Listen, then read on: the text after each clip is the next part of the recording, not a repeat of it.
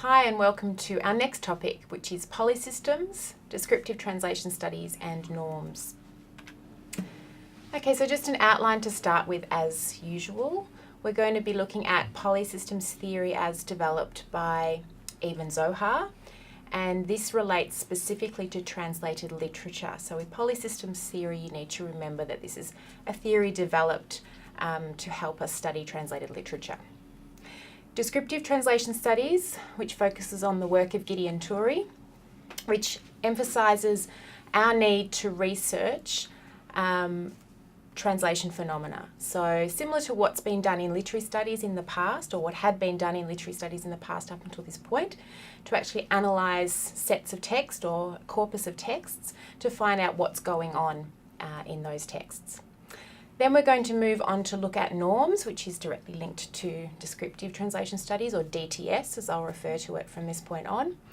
Types of norms, also laws and universals of translation, and this refers to the work of not only Toury, but also Andrew Chesterman.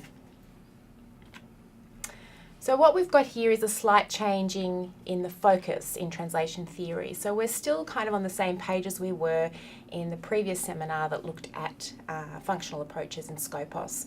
So we've moved quite far away now from the linguistic approaches, from the equivalence theory, and looking more towards cultural aspects, looking at why particular decisions are made by translators, looking at social, cultural, historical contexts of translation, and within that particular context, also looking at political, ideological and economic factors. And these are things that we'll explore also further in our next module. We've moved away from that source text orientation that we saw in early translation studies and in equivalence theories. Again, we're moving, like the functional theorists proposed, to a target orientation. So as we can see, the equivalence paradigm focused more on the source text and source text functions. And we're looking at the idea that the causes or likelihood for particular translation phenomena are more likely to be found within the target text context or the target culture context.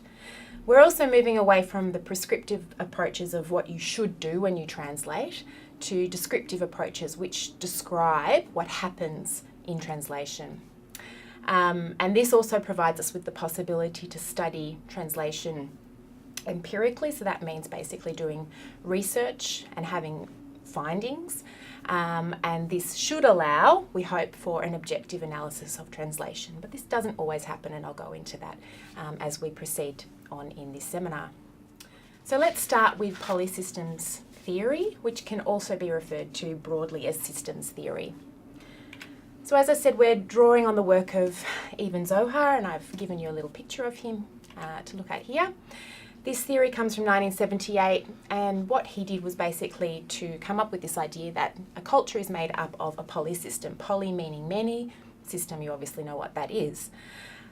The many systems that are involved in the creation of a culture can be linguistic, they can be literary, political, economic, etc.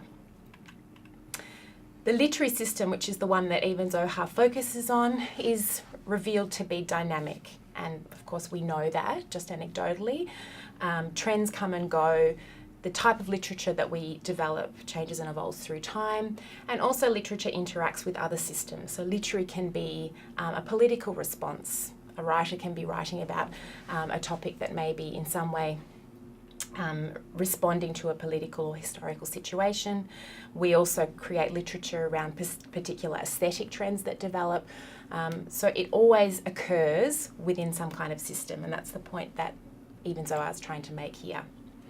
The next point that he makes is the ongoing struggle for what he calls the primacy of literary works.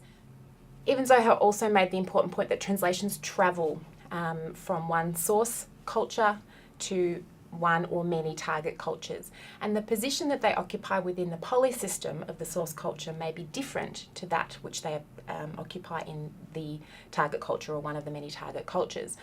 So they could be quite a high status text, if you like, in the source and move to a lower status text in the target, or it could be the reverse.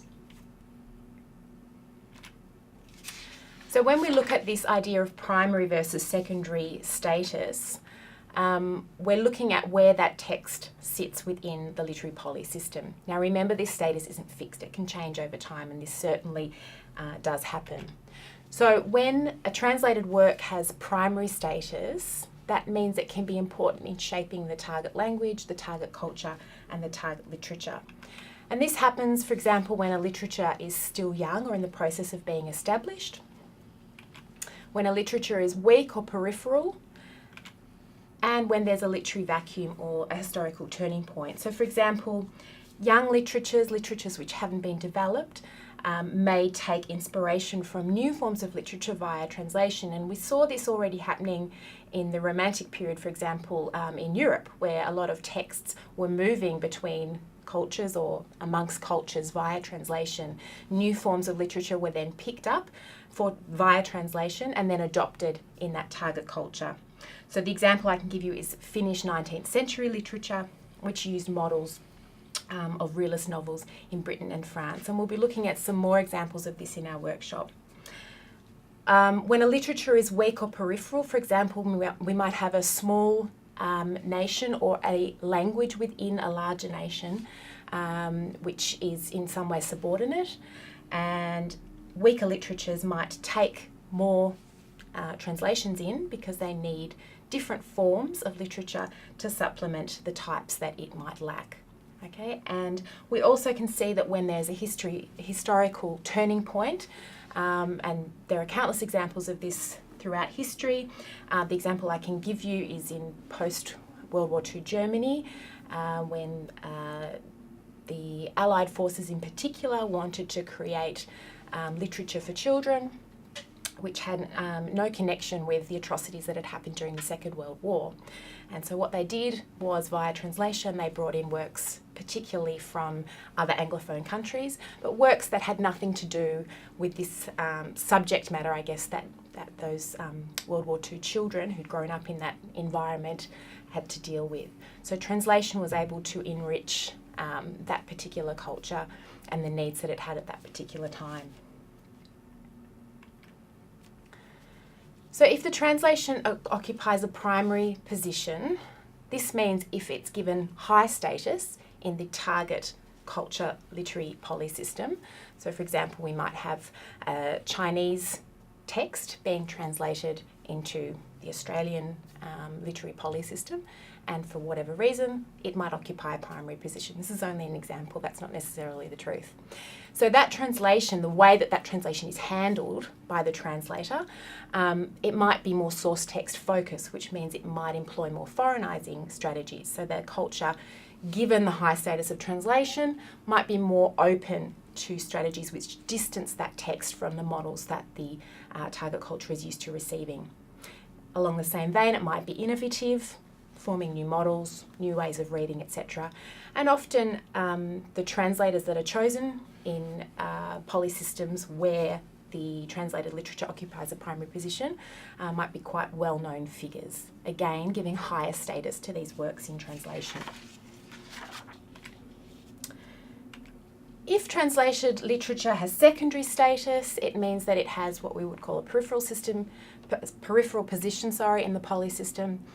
This translation, unlike the one we previously looked at, would be more likely to conform to existing linguistic literary cultural models, and this means that the translation that ensues is more likely to be highly domesticated. It would be conservative in terms of the way that it would model conventional forms or existing forms. Most Anglophone literature, we can say, seems to occupy a secondary position. So a lot of translated literature into English is not given a particularly high position on our literary poly system. And we can see that in the way that this literature is translated. So remember, even Zohar is trying to come up with some ways that we can connect the translation product with the environment that it occupies when it moves from source to target culture. So remember also that the status can be stratified. So literature from one language might have a higher status than literature from other languages, or a particular genre might be given more a higher status than another genre. And there are plenty of examples that we can use to elucidate these points, and we'll go into those in a little bit more detail in the workshop. So an activity now, and I'd like you to bring your notes to the workshop as per usual. Consider the position of translation in the poly system of a country that you're familiar with. Does it occupy a primary or a secondary position? Have you noticed any changes over the years, and can you relate these changes to some things that have occurred within the socio-political, cultural environment of that country? As far as the translations are concerned, and translated literature, remember, can have its own poly system. Are there variations according to genre or the source language or other things? And this refers to the comment I just made about the stratification of literatures within a translated poly system. So do certain genres or source languages have greater status? And is a high rate of translations in any given culture a good or a bad thing? So I'll be interested to hear your thoughts on these issues.